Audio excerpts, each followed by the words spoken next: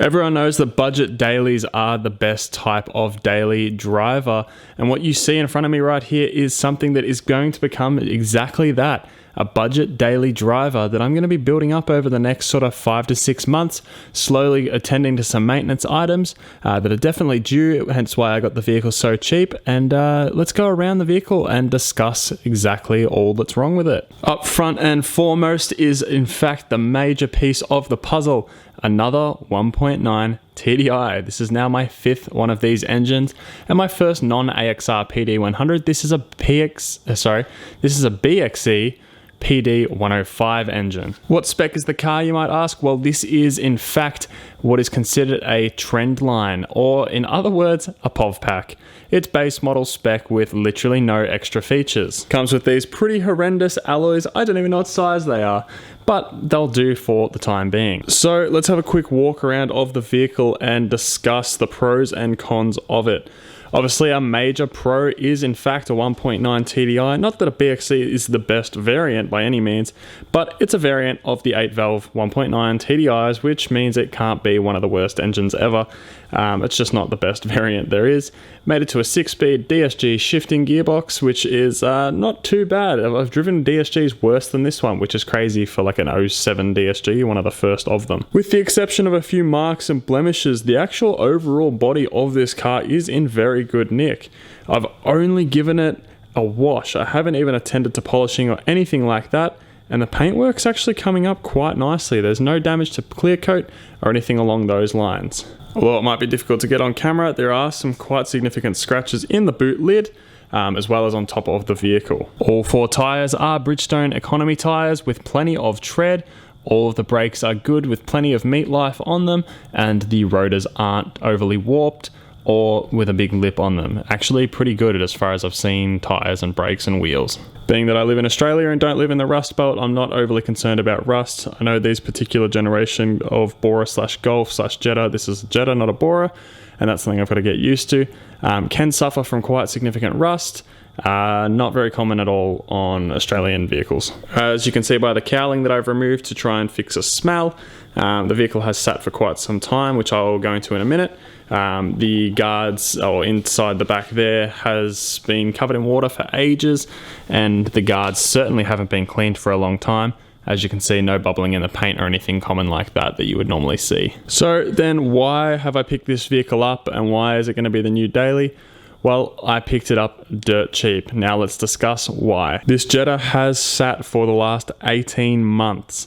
It's been parked up out the back of someone's property in Melbourne, in Springvale in particular, and it has sat there under a tree for 18 months now, where it has now accumulated pretty much its own ecosystem. There are spiders, bugs, cockroaches, and mold and everything growing around this car. Inside actually isn't too tragic. I haven't done anything in here. There's no mold or anything like that inside the car, and I've yet to even see a spider in here. Of course, it wouldn't be an older Volkswagen if the hood liner was not sagging, so it is going to need a headliner. So why did I buy it? What did I pay, and why was it so cheap? This vehicle was 1,000 Australian dollars, and I drove it back from Springvale completely and utterly sight unseen. Now I've put down some pricing on the screen right now to convert it to some common currencies. This vehicle, if you don't know about PDs, has had the wrong oil used in it, and it now suffers from a knocking cam and probably worn lifters. If you don't know, this is the only oil that you should be using in a PD. It must be Volkswagen 505.01 spec. Otherwise, more than likely, just like with this car here, you'll suffer from excessive cam wear. And excessive cam wear makes these motors run and sound like complete and utter shit, as you'll see by this video here.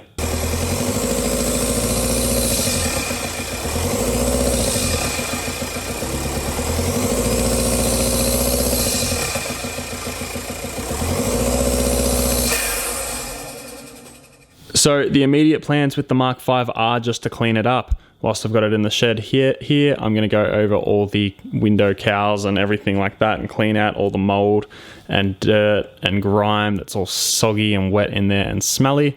I'm also going to give it a cut and polish. I'm also going to wet vac all the interior and clean it up, clean the windows, pull the hood liner out, get the headliner done, headliner, hood liner, whatever you want to call it. I'm going to get all that done while it's in here. That's going to tidy it up plenty. and that's probably where I'm going to leave it for a little bit. And then I'll come back to it at a later date to go over the mechanical work. As for the mechanical work, obviously I will do all fluids and filters, including the DSG oil and filter, which will be my first time ever doing a DSG service.